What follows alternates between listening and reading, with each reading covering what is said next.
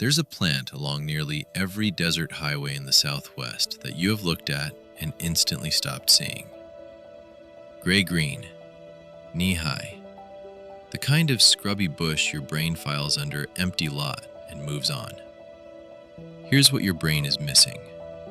Inside its leaves is a chemical that scientists once raced to turn into an actual cancer drug. Real trials, real patients. And when the government finally stepped in, it wasn't to help that research along.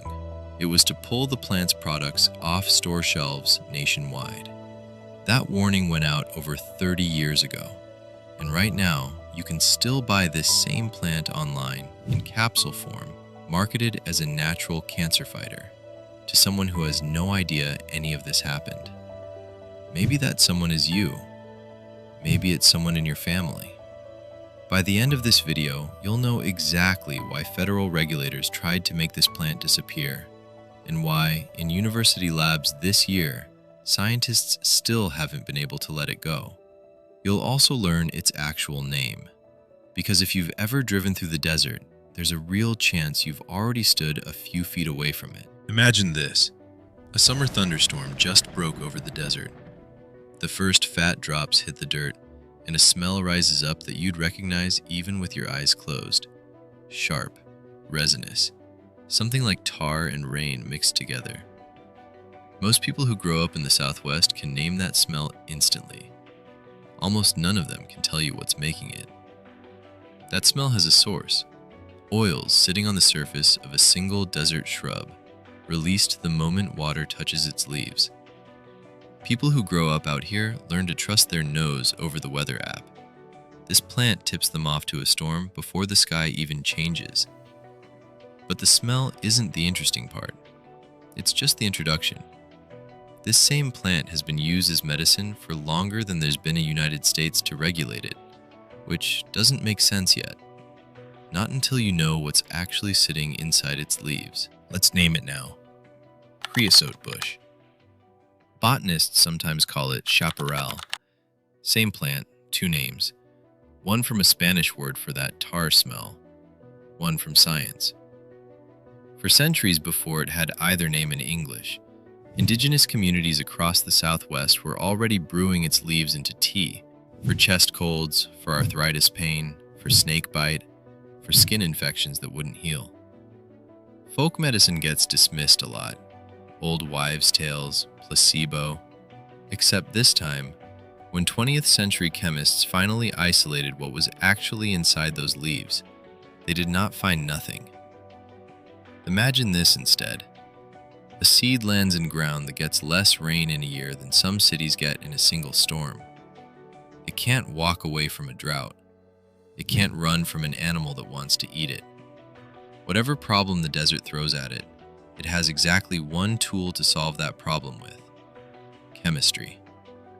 Over millions of years, plants stuck in exactly that position turn themselves into something close to slow-motion chemical factories, packing their leaves with compounds strong enough to stop insects, block UV damage, or fight off the microbes trying to rot them where they stand. Aspirin came out of willow bark. A chemotherapy drug still used today came out of a flowering plant called rosy periwinkle. This isn't a rare fluke. It's what deserts are specifically unusually good at producing, precisely because nothing out here gets to choose the easy way out. So look at the plant in front of you differently for a second. It isn't unusual that this particular roadside shrub turned out to be sitting on a compound this powerful. Given what the desert does to the things that survive in it, the surprising part would have been if it wasn't. Which brings us back to this specific plant, and the one molecule inside it that almost became a household name. They found a compound called NDGA, nordohydroguaretic acid, if you want the full name. And it turned out to be one of the most powerful natural antioxidants scientists had identified.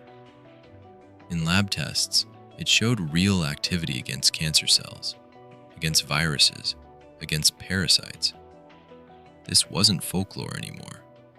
It was serious enough that in 1970, the National Cancer Institute itself published the results of an actual human trial. 45 people with advanced cancer, treated with chaparral tea and tablets. Picture that trial for a second. 45 people, already sick, already out of easy options, trying a desert shrub because nothing else had worked either. In 41 of them, the tumors kept growing anyway. But in 4 of them, the tumors actually shrank for anywhere from 10 days to 20 months. Nobody could fully explain why it worked for those 4 and failed for the other 41. That question is still sitting there, unanswered, more than 50 years later. And by then, this same molecule was already quietly doing something else entirely. It was sitting in American pantries, added to fats and oils for years to keep them from turning rancid. Most people eating it had no idea they were already consuming the exact compound scientists had just tested against tumors. Call it what it became to researchers: the molecule doctors couldn't stop trying to bottle. Stay with that, because what happened next is the part almost nobody hears about. Imagine this. You're in your own kitchen, steeping a cup of tea you read about online, convinced you're doing something good for your body. Somewhere else in the country, someone else is doing the exact same thing tonight, except their liver has already started failing, and they don't know it yet. In 1992, the FDA sent a nationwide warning telling stores to pull chaparral products off their shelves, not because the molecule failed against cancer cells in a dish, because people brewing chaparral tea at home, trying to treat themselves, started showing up in emergency rooms with acute liver failure. More than 24 documented cases followed it back to this exact plant. At least 2 people needed liver transplants to survive it. NDGA itself got stripped from the FDA's official SAFE list, where it had quietly been used as a food preservative for years. And a topical drug made from that same molecule, approved, sitting on pharmacy shelves, treating precancerous skin spots, got pulled from the market too in 1996. 2 products, 2 withdrawals, same molecule. This was the drug that made it all the way to pharmacies and still didn't survive. By every normal measure, that should have been the end of this story. It wasn't. Years after the warning, doctors at a university hospital in California ran an actual clinical trial. Real patients with prostate cancer, given doses of this same molecule to see if it could hold the disease back. The trial ended in 2011. It didn't produce the results anyone was hoping for. If this were an ordinary story, that's where it would end. A warning, a withdrawal, a failed trial, case closed. Imagine this instead. In a lab you will never see the inside of, someone is running that exact same molecule through instruments that didn't exist when the FDA sent out its warning, checking one more time whether this plant was actually onto something. Researchers never actually walked away. This year, 2026, scientists published new research on exactly how this molecule interferes with cancer cells at a molecular level, still hunting for a version of it that finally works the way those 4 unexplained responses back in 1970 seemed to promise. 34 years after the government tried to make this plant disappear from shelves, this is the trial nobody talks about, still sitting on laboratory benches, still being studied, still not finished. Here's the detail that makes this stranger, not simpler. That 1992 FDA warning, it was never actually a law. The FDA doesn't have the power to pull a dietary supplement off shelves before it's sold. A law passed 2 years later, in 1994, made sure of that. Anything already being sold as a supplement before that law took effect gets to stay on shelves without ever proving it's safe. Chaparral had already been sold in the US for years, which means the ban you heard about a few minutes ago was really just a warning label with no teeth behind it. A ban that was never actually a ban. Search for it right now and you'll find it. Capsules on Amazon, capsules on Walmart's website, loose herb on eBay sold as tea. More than 30 years after emergency rooms started seeing liver failure cases tied to this exact plant, it is still one search away from your front door. That's not a loophole someone is quietly exploiting. That's the system working exactly the way it was built to. So the next time you drive past a low gray-green shrub that your brain automatically files under empty lot, you're not looking at nothing.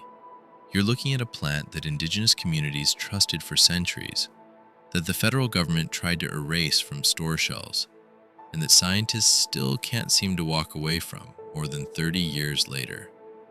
And if a roadside weed nobody looks at twice can hide something like this, the harder question is what else the desert has already been dismissed for, sitting in plain sight, waiting for someone to actually check. Nobody has decided yet how this story ends. Not the FDA, not the researchers, maybe not even the plant.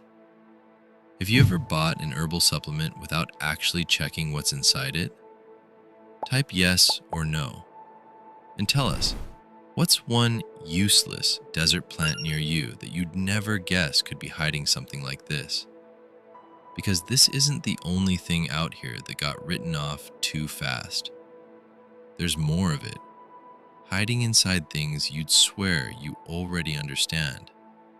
And once you start looking for it, you won't be able to stop.